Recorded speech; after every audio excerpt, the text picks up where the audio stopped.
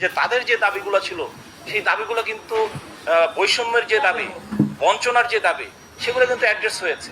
সেগুলো আমি তখন ওই দিনই তাদেরকে আমি বলেছিলাম যে all this will be address, আপনারা শুনেছেন। এবং হচ্ছে আমরা এখন কিন্তু রেস্ট প্রথা বাতিল, আর কেউ রেস্টে যাচ্ছে না, নাম্বার ওয়ান।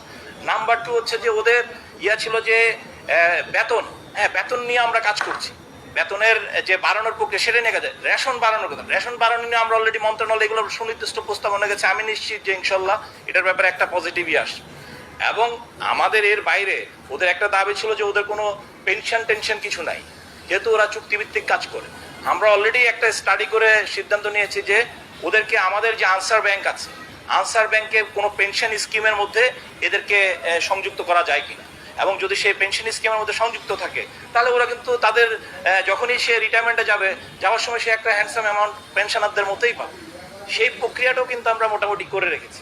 এগুলার ফলাফলটা শুধু দেখবে প্রক্রিয়া শেষ হোক। বাট আমাদের সাইড থেকে আমরা প্রথম যেটা অঙ্গীকার করেছিলাম সেটা এখন আছে, এবং সেই ব্যাপারে আমাদের যারা সদস্য, সাধারণ আনসারের সদস্য, তারা খুবই সন্তুষ্ট। তারা এই ব্যাপারে দৃঢ় প্রতিজ্ঞ। অনেকে এখনো আপনাদের জ্ঞাতার্থে বলছি, অনেকে এখনো বিভিন্ন সোশ্যাল মিডিয়ায় উস্কানি দেওয়ার চেষ্টা করছে।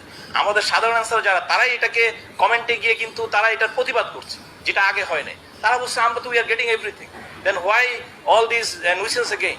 তারা কিন্তু প্রতিবাদ করছে।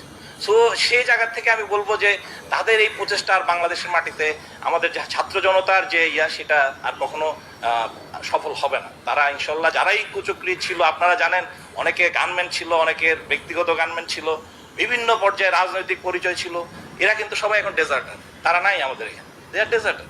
সো ওই ধরনের এলিমেন্ট যখন, আর দুষ্ট এলিমেন্ট যখন আমাদের থেকে বের হয়ে গেছে, আমাদের যারা আছে যখন তারা খুবই নিবেদিত প্রাণ, তারা আসলে যুগ যুগ ধরে আনসার, আপনারা জানেন আমাদের পার্বত্য চট্টগ্রাম থেকে শুরু করে সব জায়গায়, আগে যতগুলো জায়গায় ডিউটি করেছিল আগে, কিন্তু ওদের ব্যাপারে সাধারণ, আপনারা জানেন 5 তারিখের পরে আমাদের যে থানাগুলো, ঢাকার রাস্তাগুলো কারা করেছে?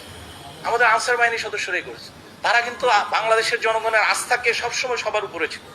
আশা করি যে এবারও ইনশাল্লাহ আমাদের আনসার এবং বিডিবির সদস্যরা তারা তাদের আস্থার জায়গাটি আমাদের জনগণের সামনে আবারও প্রমাণ করবে ইনশাল্লাহ। ওকে, থ্যাংক ইউ ভেরি মাচ।